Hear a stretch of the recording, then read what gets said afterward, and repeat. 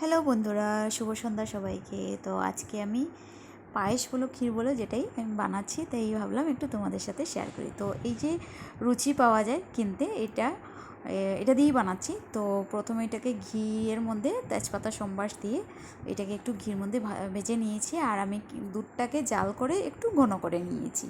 তো তারপরে কি ভাজার পরে দুধটা ঢেলে দিলাম। তো দুধটার মধ্যে আমি একটু এলাচ বেশি করে গুঁড়ো দিয়েছি, যাতে করে স্মেলটা খুব ভালো আসে। আর জাল করতে দেখতেই পাচ্ছ চারিপাশে একটু ক্ষীরের মতো জমে যাচ্ছে। আর এটা জাল করতে অনেকক্ষণ টাইম লাগে, সিদ্ধ হতে টাইম লাগে। তো দেখো ক্ষীরের মতো চারিপাশে জমে যাচ্ছে। আর আমার যে রুচিটা ওটাও বেশ সুন্দর সিদ্ধ হয়ে গেছে।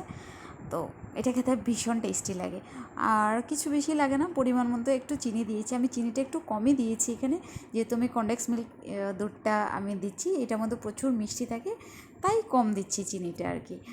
আর কে কে ছোটোবেলায় এই দুধটা খেয়েছো, মিল্ক মিট বলো বা কনডেন্স মিল্ক বলো, অনেকেই অনেক নামেই জানে। তো কে কে খেতে ভালোবাসতে, আমি তো ভীষণ ভালোবাসতাম এই দুধটা খেতে, ডিমের দুধটা।